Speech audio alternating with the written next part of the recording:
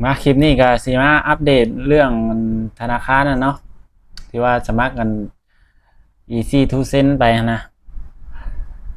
แล้วมื้อนี้นั่นเขาโทรมาหาข้อยเนาะมื้อนี้หรือเมื่อวานเนาะเมื่อวานเขาโทรมาหาข้อยก็คิดว่า call center เนาะโทรมาก็ให้แอดไลน์แอดหยังแบบให้ถ่ายรูปถ่ายหยังส่งไปให้เขานะข้อยก็คิดสองจิตสองใจเนาะตอนแรกนะข้อยก็ได้แชทไทม์กับแชทไทม์เบาภูมิเนาะทาง TikTok นั่นแหละก็เห็นแล้วเฮ็ดคลิปออกมาสอนหลายของข้อยก็ยังบ่ผ่านอยู่ตอนนี้เพราะว่าเขาหาการรับเรื่องและตอนนี้ก็ลาวหากระส่งเป็นไฟล์เอกสารมาเนาะข้อยถ่ายรูปถ่ายหยังให้ลาวล่ะ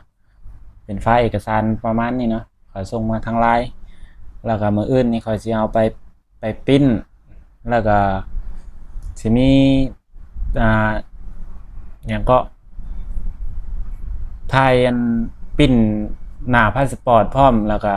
หน้าวีซ่าตัวที่ว่าเขาปั๊มเข้ามาหั้นนะตอนปั๊มเฮาปั๊มดันเข้ามาหน้านั้นพร้อมแล้วก็หน้าที่มีหน้าเฮาพร้อมแล้วก็มี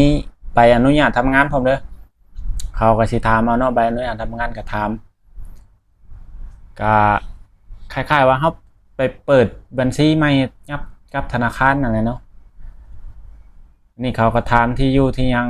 อีกรอบนึงเนาะแล้วเขาก็สิส่งเป็นใบเป็นนี้มาให้เนาะครับจะเห็นบ่เห็นเนาะเดี๋ยวมันเนี่ยนะใบประมาณนี้เนาะประมาณนี้แล้วมื้ออื่นนี่สิให้เขาพิมพ์ให้แล้วก็สิส่งไปทางไปรษณีย์บ่แล้วก็ถ่ายหน้าพาสปอร์ตหน้าวีซ่าถ่ายใบอนุญาตทำงานแล้วก็เซ็นชื่อทุกใบเนาะนี่มันเป็นมี3ใบตัวนี้ตัวที่ว่าเขาให้อันนี้นะเขาส่งมาให้นี่มี3ใบแล้วส่งไปให้เขาแล้วรอเขาอนุมัติแล้วเขาแจ้งมาอีกเทื่อเนาะแล้วเฮาก็สิล็อกอินเข้าสู่ระบบแล้วก็สิมีรหัส OTP 6ตัวเลขบ่ส่งมาแล้วก็น่าจะเข้าได้เนาะพอมาฮอดขั้นตอนนั้นแล้วค่อยสิอัปเดตให้เบิ่งอีกเทื่อนึงเนาะตอนนี้เขาติดต่อมาแล้วตอนแรกก็สองจิตสองใจเนาะคิดว่ากูสิโดน call center หลอกแท้ละมาวะเนาะแต่ว่าเขาก็แจ้งมาได้แล้วจนสาขาใหญ่อัน เขาบอกว่าอยู่สาทร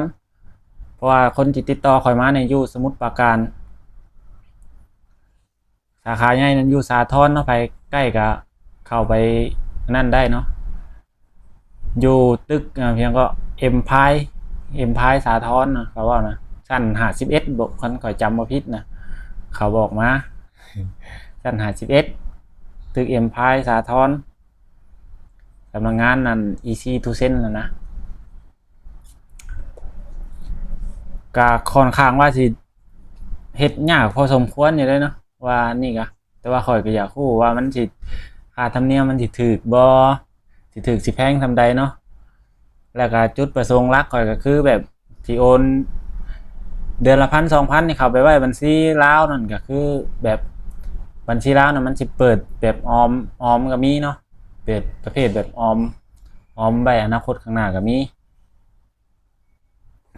ก็สิฝากแบบประจำไว้หั้นนะประมาณนั้น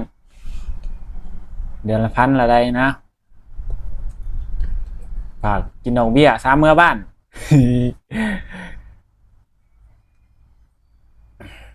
ประมาณนั้นแหละเนาะข้อยก็รอท่าเบิ่งอยู่ข้อยก็กรอกไปหลายเทื่ออยู่กรอกไปนั่นน่ะเพราะว่าบ่ฮู้ว่ามันผิดหรือมันถูกเนาะรอแต่เขาติดต่อมานี่ก็กรอกไปหลายเทื่ออยู่เนาะก็เป็น10กว่ามื้อพู้นแหละอยากสิว่า10กว่ามื้อพู้นแหละแต่ตอนนี้ก็ติดต่อมาแล้วแต่ว่าข้อยยังบ่ว่างไปส่งเอกสารให้เขาเนาะเบิ่งมื้ออื่นแหละคันว่างก็สิไปส่งเอกสารให้เขาโอเคเนาะตอนนี้เมียข้อยก็จ้องอยู่น่ะเออไป